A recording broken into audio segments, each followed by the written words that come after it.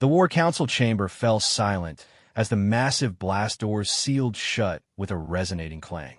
Around the circular table sat the most feared beings in the galaxy.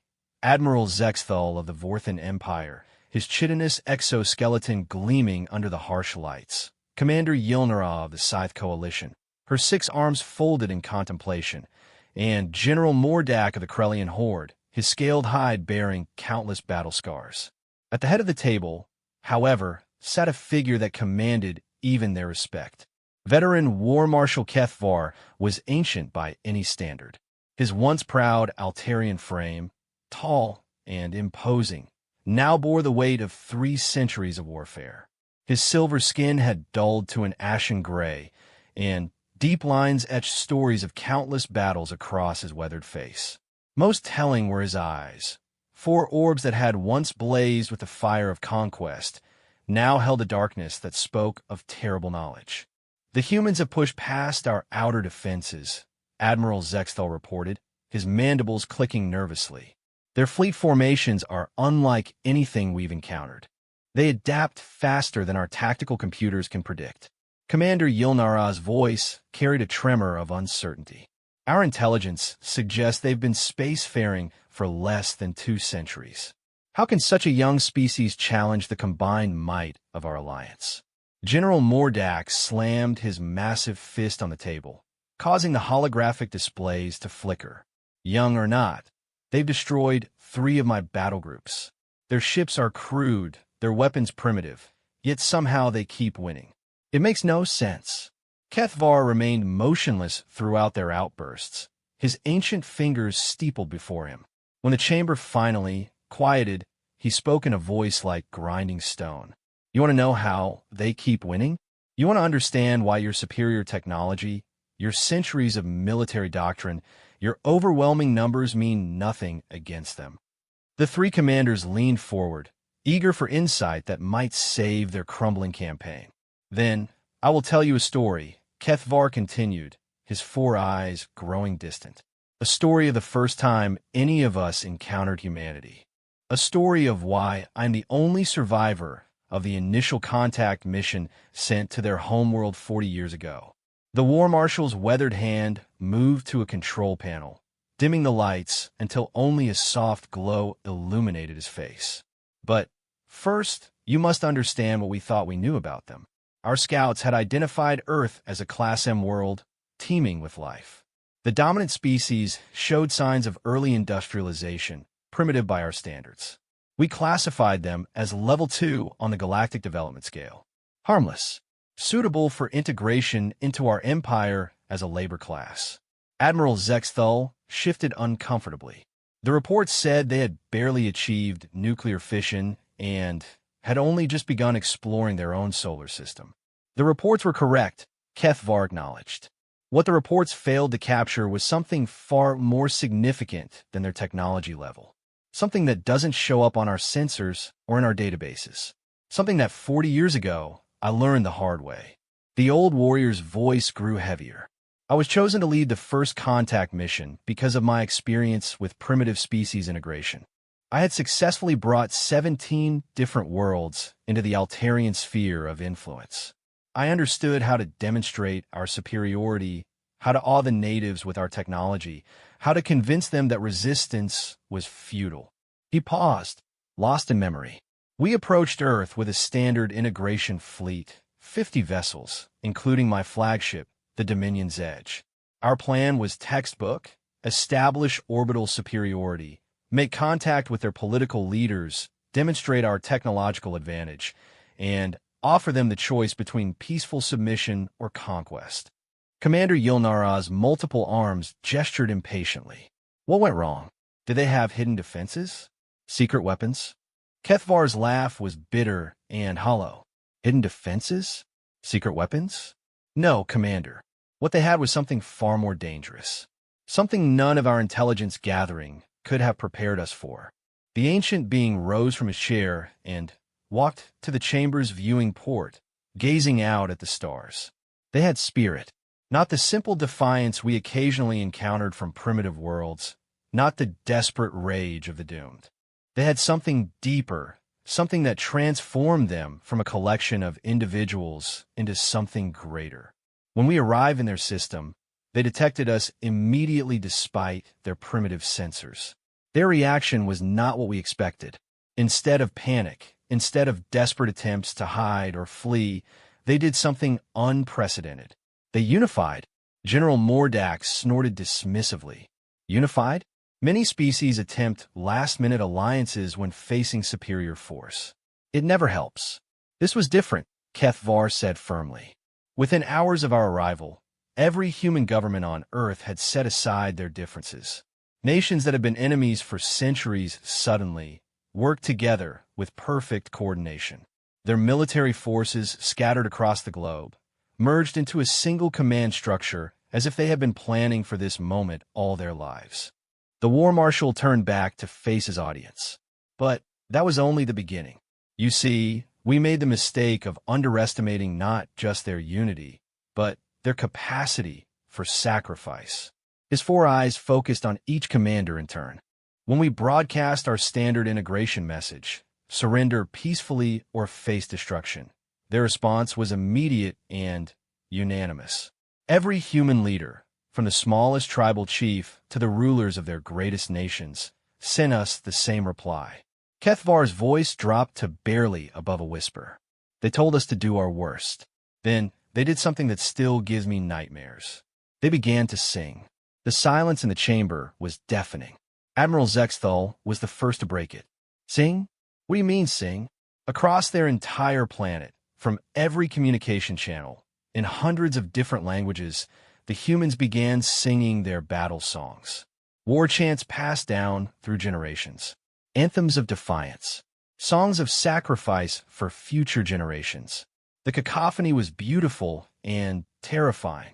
Kethvar moved to the holographic display and activated a recording. The sounds that filled the chamber were unlike anything the three commanders had ever heard. Voices raised in harmony and discord, creating something that spoke to primal fears even in alien minds. We had powerful jamming technology, sophisticated psychological warfare techniques, methods of breaking enemy morale that had worked on countless worlds. None of it mattered. The humans weren't just preparing to fight us. They were preparing to die fighting us, and they were joyful about it. Commander Yulnaraz's 6 arms trembled slightly. Surely they couldn't have posed a real threat to your fleet. You're right, Kethvar admitted. Their weapons couldn't penetrate our shields. Their ships couldn't match our speed or maneuverability. By every tactical measure, they were helpless before us. But helpless and harmless are not the same thing. The ancient warrior's expression grew grim.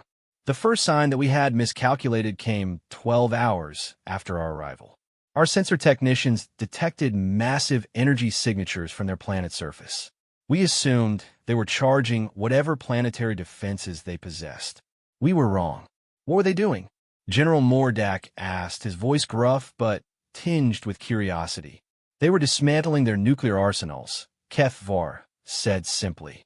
Every warhead, every bomb, every nuclear device on their planet was being converted into crude but effective space mines. They worked with impossible speed, their entire industrial capacity focused on a single goal, making our invasion as costly as possible. Admiral Zexthal's mandibles clicked nervously. Nuclear mines are primitive. Your shields should have handled them easily. Individual mines, yes, but they weren't launching individual mines. In the span of 18 hours, they had created and deployed over 10,000 nuclear devices throughout their system. They filled the space between their planet and moons with a deadly maze of explosives, turning their own solar system into a trap. Kethvar's voice grew heavy with remembered pain. But that wasn't the worst part. The worst part was watching them do it. They worked together with a coordination that defied belief. Civilians became soldiers. Soldiers became engineers. Engineers became weapons designers. Children as young as 10 years old were working in factories, building components for weapons designed to kill us. The War Marshal activated another section of the holographic display, showing tactical readouts from 40 years past. They had no experience with space warfare, no understanding of orbital mechanics, no knowledge of our technology. Yet somehow, they created a defense network that our best strategists couldn't have designed better. How is that possible? Commander Yilnara demanded.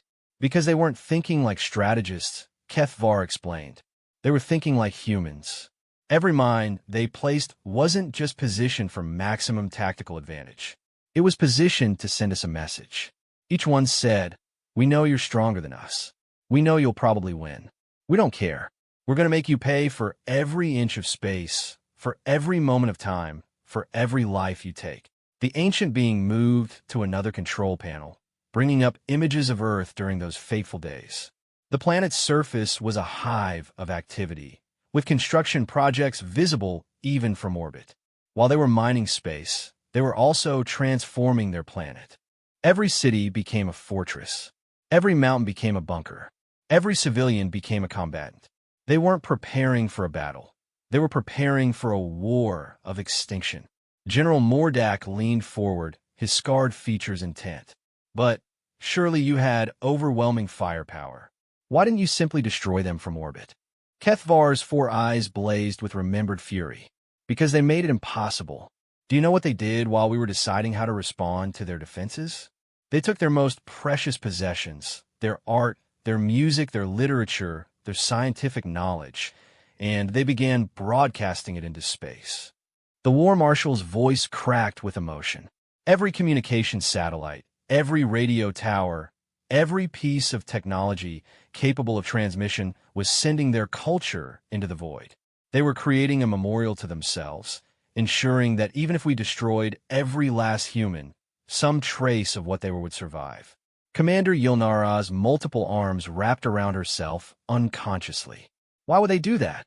"Because they understood something we didn't," Kethvar said softly. "They understood that there are things worth dying for. More than that, they understood that there are things worth living for, even if that life is measured in hours or days rather than years." The ancient warrior moved to stand before the 3 commanders, his weathered face grave.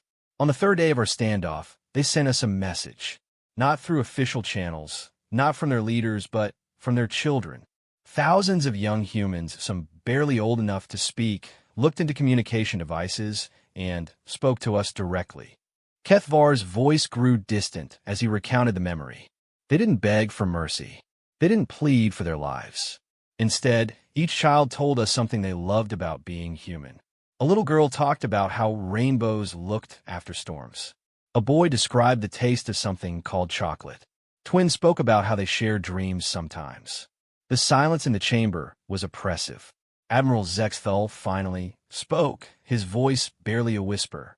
"What was the point of such a message?" "The point," Kethvar said, "was to show us what we would be destroying. Not just a species, not just a planet, but billions of individual lights, each one unique, each one irreplaceable. They weren't trying to save themselves. They were trying to save us from becoming the kind of beings who could extinguish such lights without consequence." The War Marshal returned to his chair, suddenly, looking every one of his 3 centuries. "But we were soldiers. We had our orders. The integration of Earth was deemed necessary for strategic purposes. The human message, touching as it was, couldn't change our mission." "What did you do?" General Mordak asked, though his voice suggested he dreaded the answer. "We prepared for invasion," Kethvar said simply. "We calculated acceptable losses, identified optimal assault vectors, planned for different resistance scenarios. We were professional, efficient, thorough. We were everything good soldiers should be." The ancient being's 4 eyes closed as if in pain. "We were also completely unprepared for what the humans did next. On the morning of the 4th day, as we finalized our attack plans, every human military installation on Earth powered down." The 3 commanders exchanged confused glances. Commander Yilnara spoke first. "Power down? Did they surrender?"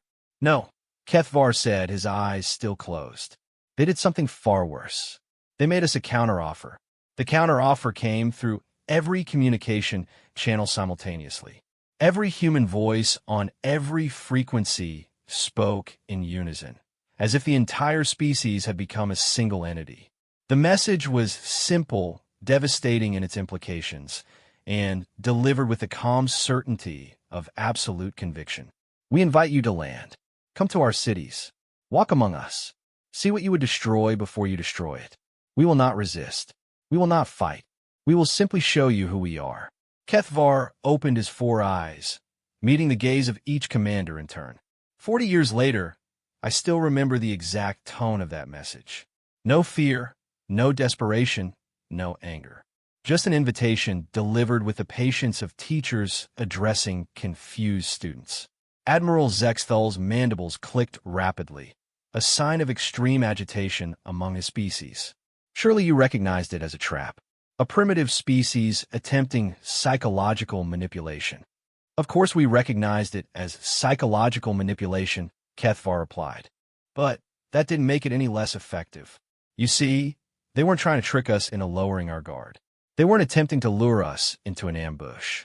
They were challenging us to confront the reality of what we were about to do. The War Marshal activated another section of the holographic display, showing orbital surveillance footage from 4 decades past. Earth hung in space like a blue jewel, its cities clearly visible as points of light scattered across the continents. The debate among my command staff lasted 6 hours. My tactical officer argued it was an obvious trap. My intelligence chief insisted we were dealing with a previously unknown form of warfare. My chief medical officer suggested the entire human species was suffering from some form of collective mental breakdown. General Mordak's scaled hide rippled with confusion. What did you decide? I decided to accept their invitation, Kethvar said simply.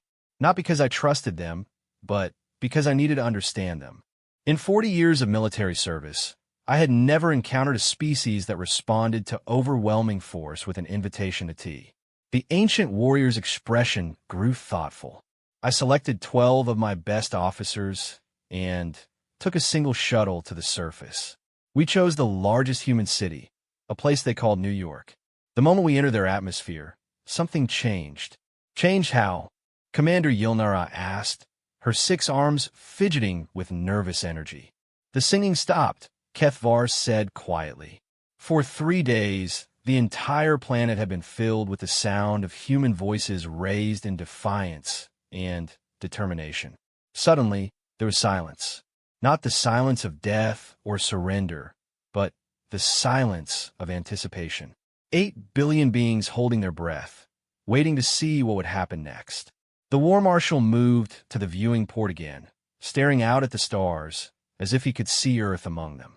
We landed in what humans called Central Park, a remarkable place where they had preserved a section of wilderness in the heart of their greatest city. The moment our shuttle touched down, they began to emerge. To attack, General Mordak suggested hopefully. To welcome us, Kethvar corrected. Men, women, children, elderly beings who could barely walk. They came from every direction. They carried no weapons, wore no armor, showed no signs of fear. Instead, they carried gifts. The ancient being's voice grew soft with memory. Simple things, meaningless by military standards. Flowers picked from their gardens. Food prepared in their homes. Artwork created by their children. Photographs of their families. Books containing their stories. Admiral Zexthal's exoskeleton shifted nervously. Surely your training prepared you for such psychological tactics. No training in the galaxy could have prepared us for what we experienced that day, Kethvar said firmly. Within minutes, we were surrounded by thousands of humans, all talking at once, all eager to share something about themselves. They didn't speak of politics or war or the fate of their planet. They spoke of ordinary things. The War Marshal activated another recording, and the chamber filled with the sound of human voices, not the unified chanting of their earlier defiance, but the chaotic, beautiful cacophony of individual conversation. A little girl named Sarah showed me a drawing she had made of her pet cat. An elderly man called Robert insisted on teaching me the rules of a game called chess. A woman named Maria shared photographs of her wedding day and explained human marriage customs. A boy named David asked if our species had music, and then played something on a device he called a guitar. Kethvar's 4 eyes reflected pain and wonder in equal measure. We spent 8 hours in that park. 8 hours during which thousands of humans took turns sharing their lives with us.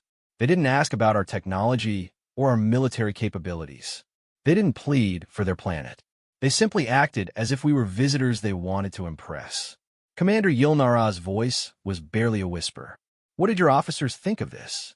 My tactical officer was convinced it was an elaborate form of psychological warfare designed to make us lower our guard. My intelligence chief believed they were buying time for some hidden weapon to be prepared. My medical officer maintained that the entire species was suffering from a form of collective insanity. The ancient warrior returned to his chair, moving with the slow care of extreme age. But I began to understand something else. The humans weren't trying to manipulate us or delay us or confuse us. They were trying to teach us. Teach you what?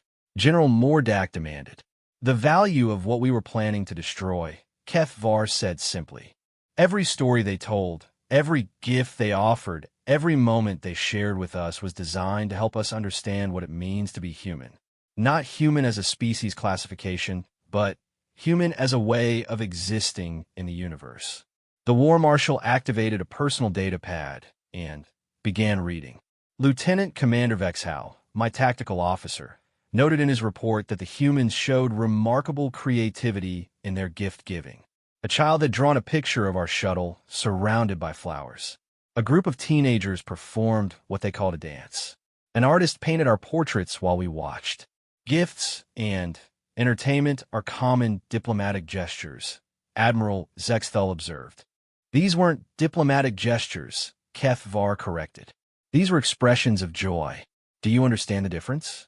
The humans weren't trying to appease us or honor us. They were celebrating our presence as if we were long-lost friends finally coming home. The ancient being's voice grew heavy with emotion. Commander Silthara, my intelligence chief, reported something that disturbed her greatly. She observed a group of human children playing a game where they pretended to be alien visitors. The children took turns being the aliens and being the humans, but regardless of which role they played, the game always ended the same way. How did it end? Commander Yilnara asked, though her tone suggested she wasn't sure she wanted to know. With friendship, Kethvar said quietly. Every time, without exception, the game ended with the alien children and human children becoming friends. When Silthara asked one of the young players why, the child looked at her as if the question itself was strange and said, because that's what happens when different people meet each other. They become friends. The silence in the chamber stretched until General Mordak broke it. Surely your medical officer found evidence of psychological manipulation or chemical enhancement. Dr. Kilnan performed extensive scans on everyone we encountered, Kethvar confirmed. She found no evidence of drugs, no signs of mental conditioning, no indication of any artificial influence.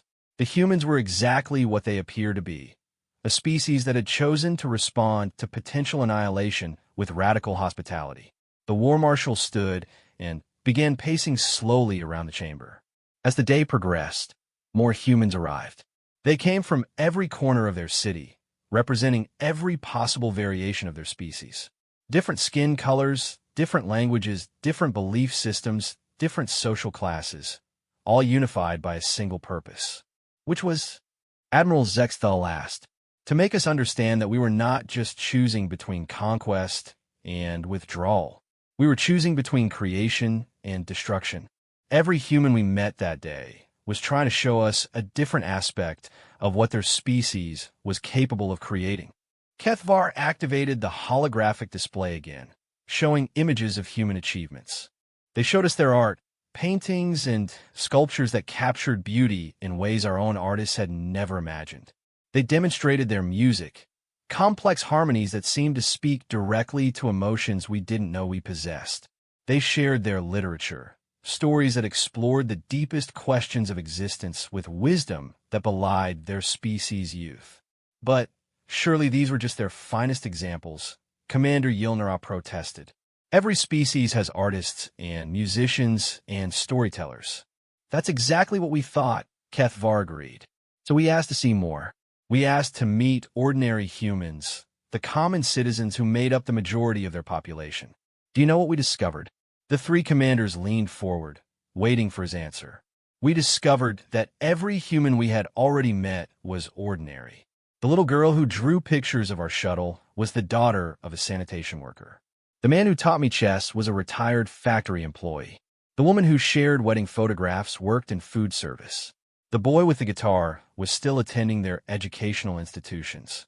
Kethvar's voice filled with wonder. Their artists weren't a special class of beings bred or trained for creativity. Their musicians weren't genetically enhanced for superior hearing or mathematical ability. Their storytellers weren't individuals selected from birth for intellectual capacity. They were simply humans who had chosen to create something beautiful in their spare time. The ancient warrior returned to the holographic display, bringing up more images from that day. When I expressed amazement at this revelation, an elderly woman named Elizabeth laughed and told me something I will never forget. She said, "Every human is an artist, dear. We just express it differently. Some of us paint pictures, some of us raise children, some of us build houses, some of us grow food. But we're all creating something that wasn't there before." General Mordak's scarred features twisted with confusion.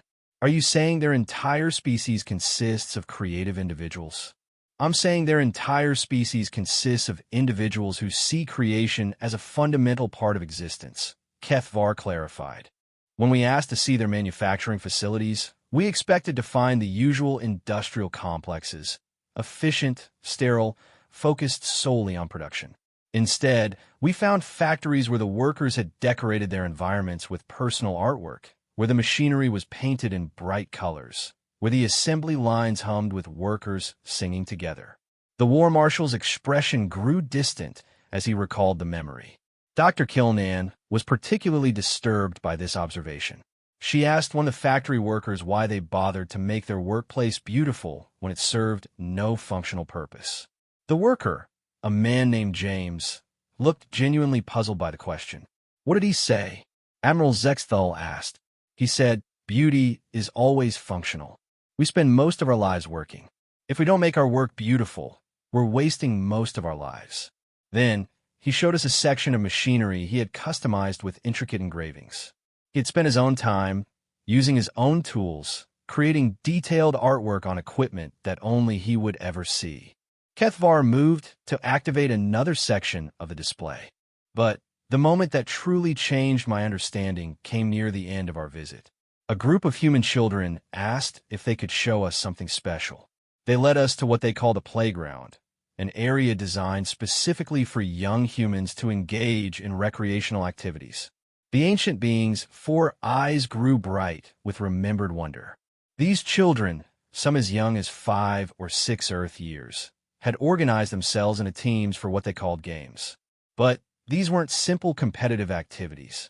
They were complex social interactions that required cooperation, creativity, and constant adaptation to changing circumstances. Children's games are hardly significant, Commander Yilnara observed dismissively. These games were preparation for adulthood, Kethvar corrected. Through play, these young humans were learning every skill they would need as adults. Leadership, teamwork, problem-solving, conflict resolution, strategic thinking, resource management, all presented as fun activities that made them laugh and cheer. The war marshal's voice grew soft. But what impressed me most wasn't the sophistication of their games. It was the fact that when they learned we were watching, they immediately modified the games to include us. They created new rules on the spot, designed to accommodate our different physical capabilities and ensure we could participate as equals. "Did you play their games?" General Mordak asked, his tone suggesting such a thing was unthinkable. "We did," Kethvar admitted. For 30 minutes, the highest-ranking military officers of the most powerful fleet in the galaxy crawled through tunnels, climbed over obstacles, and solved puzzles alongside human children who cheered every time we succeeded and offered encouragement every time we struggled. The ancient warrior's expression became deeply troubled. When we finally returned to our shuttle, my officers were silent for the entire journey back to the fleet. None of our training had prepared us for what we had experienced. None of our protocols covered how to process what we had learned. Admiral Zexthol's mandibles clicked nervously. Surely you maintain perspective. They were still a primitive species that needed to be integrated into the galactic community. Were they primitive? Kethvar asked quietly. They had achieved something that none of our advanced civilizations had managed. They had created a society where individual creativity flourished while maintaining species unity. They had developed technology without losing their connection to nature. They had learned to compete without destroying each other. The War Marshal moved to the chamber's central display, bringing up tactical readouts from the original invasion fleet. When I reported our findings to the fleet command, the reaction was immediate and predictable. My officers were ordered to undergo psychological evaluation. My mission report was classified as potentially compromised by enemy influence. The invasion timeline was accelerated. What happened next? Commander Yilnara asked, though her multiple arms were trembling slightly.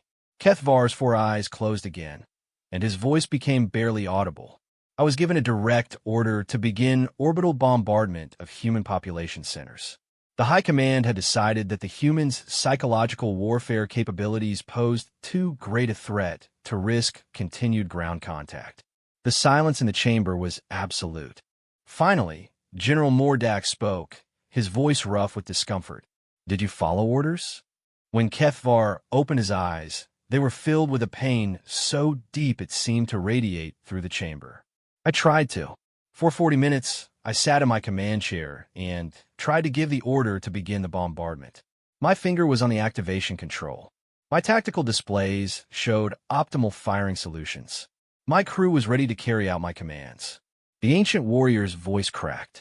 But every time I tried to speak, I remembered little Sarah showing me her drawing. I remembered Robert teaching me chess. I remembered Maria's wedding photographs. I remembered David's guitar music. I remembered children who had modified their games to include us. What did you do? Admiral Zexthul whispered. I committed the greatest act of treason in Altarian military history, Kethvar said simply.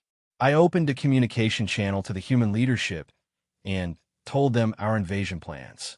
I gave them the technical specifications of our weapons, the tactical deployment of our forces, and the timeline for our attack. The 3 commanders recoiled as if they had been physically struck. General Mordak was the first to find his voice. You betrayed your own species. I saved my own species, Kethvar corrected firmly. Do you know what the humans did with the information I gave them? They didn't use it to attack us.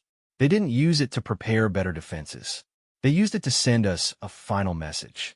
The War Marshal activated the communication system, and the chamber filled with a recording from 4 decades past.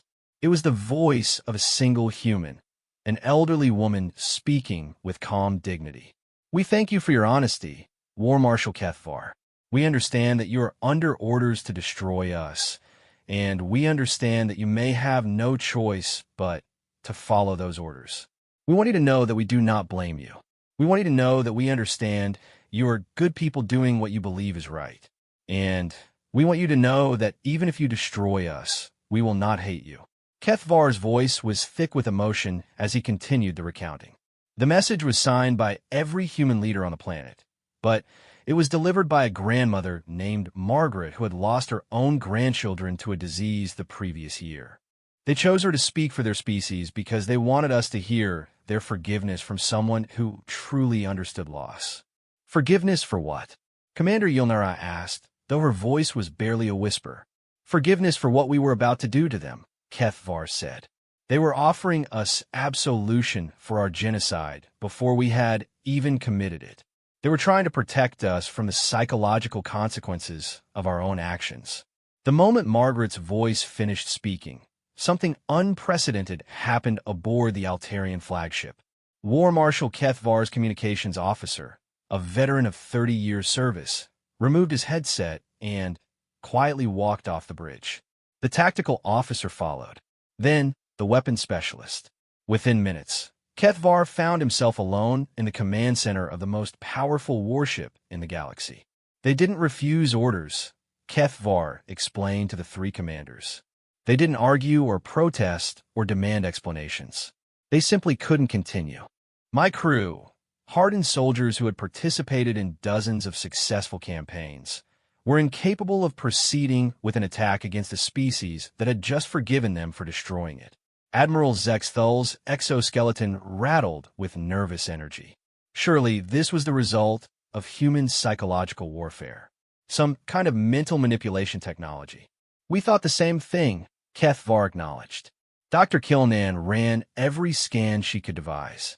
She tested for psychoactive chemicals in our atmosphere, electromagnetic manipulation of our neural patterns, subliminal audio conditioning, everything our science could imagine. She found nothing. The humans had no technology capable of influencing our minds. The ancient warrior moved to the chamber's viewing port and stared out at the distant stars. What they had was something far more powerful than technology. They had truth. Simple, dévastating, impossible truth. What truth? General Mordak demanded, his scarred features twisted with confusion. The truth that consciousness is sacred, Kethvar said quietly. The truth that every thinking being is unique and irreplaceable. The truth that destroying awareness diminishes the universe itself. These weren't philosophical concepts to the humans.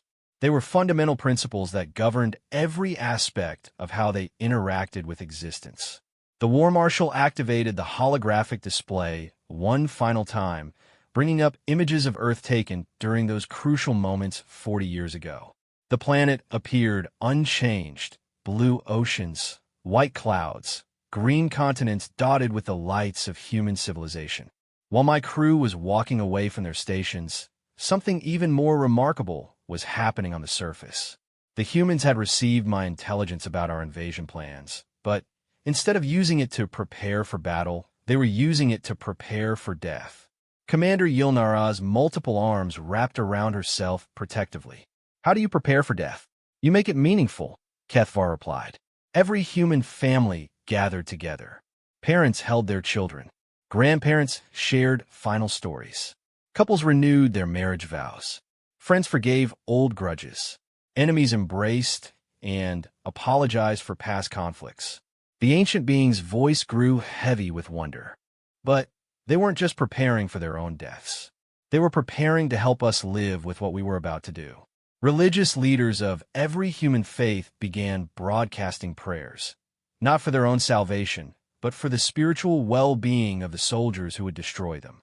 Parents recorded messages for the alien children who would grow up in a universe where humanity had existed once. Children made drawings for the alien archaeologists who might someday study their remains. Scientists compiled their knowledge not to hide it from us, but to share it with us freely. Musicians composed songs designed to help alien minds process grief and loss. General Mordak's massive fists clenched and unclenched repeatedly. This is impossible. No species behaves this way when facing extinction. The humans did, Kethvar said firmly. And that's when I finally understood what made them truly dangerous. They weren't dangerous because of their weapons or their technology or their strategic capabilities. They were dangerous because they possessed something that could transform any being who truly encountered it. Which was? Admiral Zexthal asked, though his mandibles were clicking with extreme agitation. Compassion, Kethvar said simply.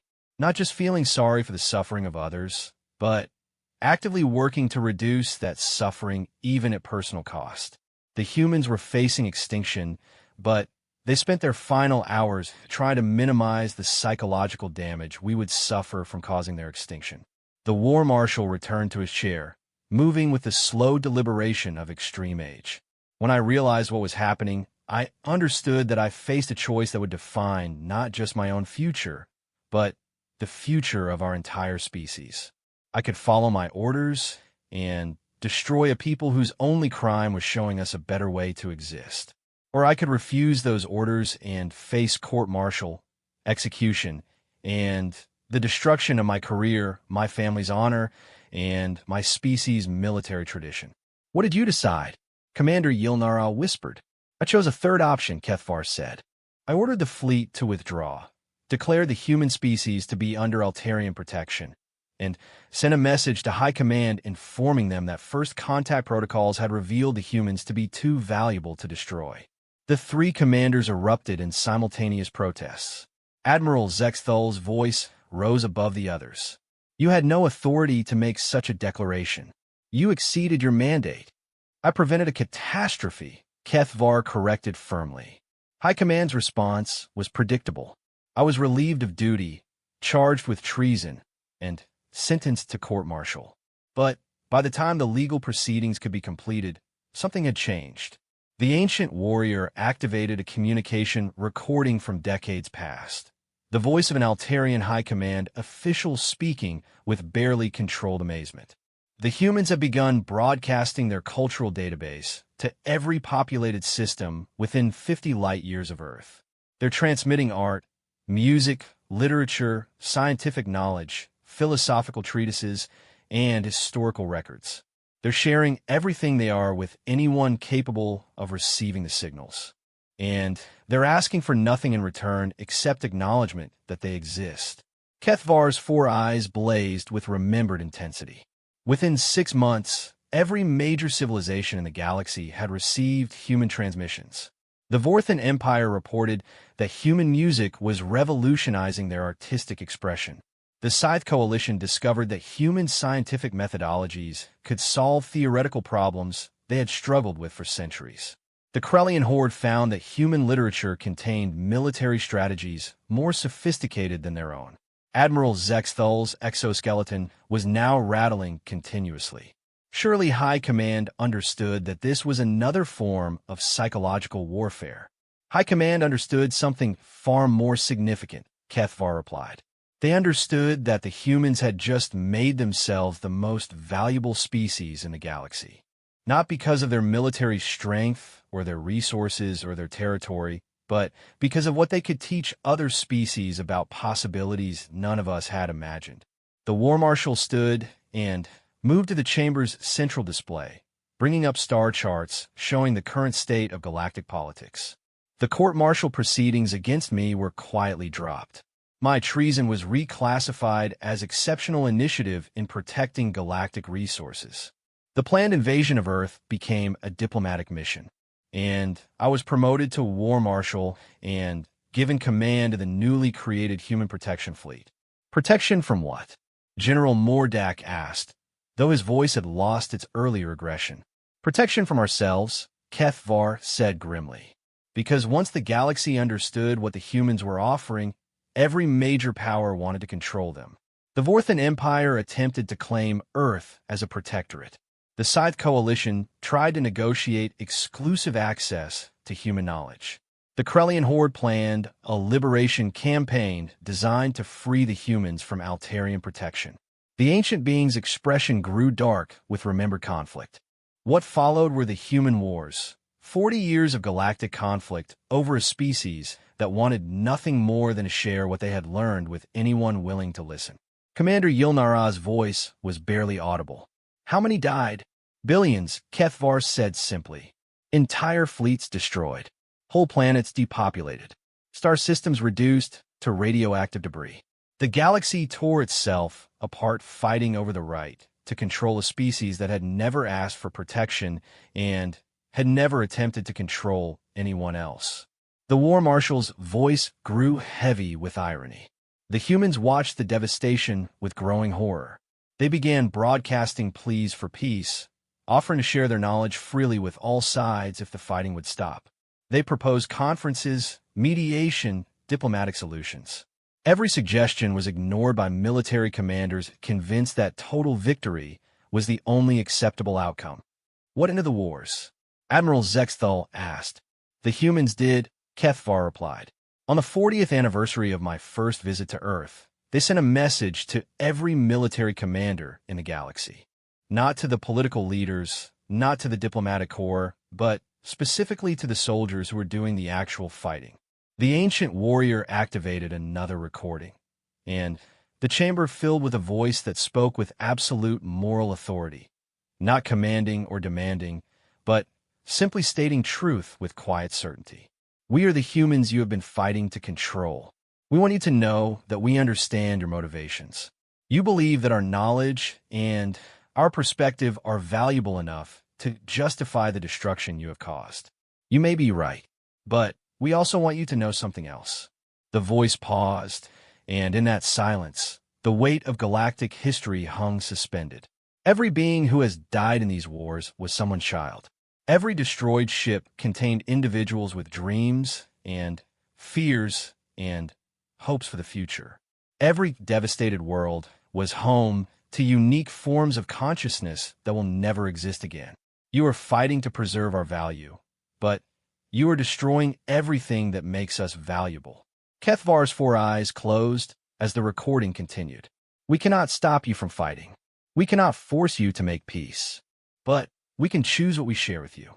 From this moment forward, we will transmit our knowledge only to species that can demonstrate they have learned the most important lesson we have to teach. Which is, the voice asked itself, then answered with devastating simplicity. That consciousness is sacred. That cooperation is stronger than competition. That creation is more powerful than destruction. That love is more valuable than victory. The recording ended, leaving the chamber in absolute silence. Finally, General Mordak spoke, his voice hollow with realization. What happened then? The wars ended within 6 months, Kethvar said quietly. Not because anyone surrendered or because any decisive battles were won, but because military commanders throughout the galaxy realized they had been given an ultimatum by the most powerful species in existence, a species that possessed no weapons, controlled no territory, and had no desire for conquest. The ancient warrior opened his 4 eyes and looked directly at each of the 3 commanders. The humans had made it clear that their cooperation was conditional on our evolution. They would share their gifts only with species mature enough to receive them without destroying themselves or others in the process. And do we evolve? Commander Yilnara asked, though her tone suggested she already knew the answer. Some did, Kethvar admitted. The Altarian Empire instituted massive reforms in our military doctrine, our diplomatic protocols, and our approach to first contact situations. We learned to see other species as potential partners rather than subjects to be conquered. We developed technologies for cooperation rather than domination. The War Marshal's expression grew sad, but others did not. The Vorthan Empire retreated into isolationism, convinced that human influence was corrupting their racial purity. The Scythe coalition fragmented into competing factions, each claiming to be the true inheritors of human wisdom. The Krellian Horde declared war on the very concept of human values, viewing them as weakness that needed to be purged from the galaxy. Admiral Zexthal, Commander Yilnara, and General Mordak exchanged uncomfortable glances, recognizing their own civilizations in Kethvar's descriptions. Which brings us to the present moment. Kethvar continued, his voice growing stern with authority. 40 years later, the humans have kept their word. Species that demonstrate wisdom, compassion, and respect for consciousness have access to human knowledge and human friendship. Species that continue to view the universe through the lens of domination and conquest find themselves increasingly isolated. The ancient warrior stood and moved to face the 3 commanders directly. You came here seeking tactical advice on how to defeat the humans in battle. You wanted to know how a primitive species could challenge the combined might of your alliance. The answer is simple. They can't. What do you mean? General Mordak demanded. The humans pose no military threat to your alliance, Kethvar explained. Their ships are still primitive compared to yours. Their weapons are still crude by galactic standards. Their numbers are still small compared to your combined forces. In a direct military confrontation, you would almost certainly achieve victory. Admiral Zexthal's mandibles clicked with confusion. Then, why we suffered so many defeats? Because you're not fighting the humans, Kethvar said with devastating clarity. You're fighting yourselves. Every time your forces encounter human ships, they're forced to confront the same choice I faced 40 years ago. Destroy a species that represents everything you could become, or find a better way to exist. The War Marshal moved to the holographic display and brought up current tactical reports from the ongoing conflict. Your soldiers are deserting not because they're afraid of human weapons, but because they're afraid of becoming the kind of beings who would destroy something beautiful and irreplaceable. Your officers are refusing orders not because they've been compromised by enemy influence, but because they've been inspired by enemy example.